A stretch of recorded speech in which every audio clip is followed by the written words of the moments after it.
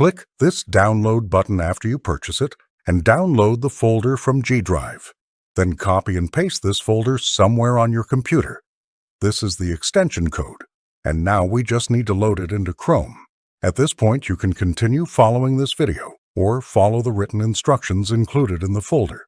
So we'll open Chrome and click the extension icon, or the three dots, then Extension Selection, to get the extensions page pulled up.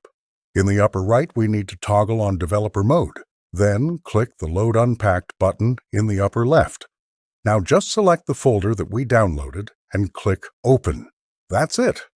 Now that it's installed, you can load any Redfin or Zillow search page, click the extension icon, and click to launch the extension to get started. If you have any issues, it's best to close the extension, refresh the Redfin/Zillow page, and then reopen the extension so it can read the fresh data.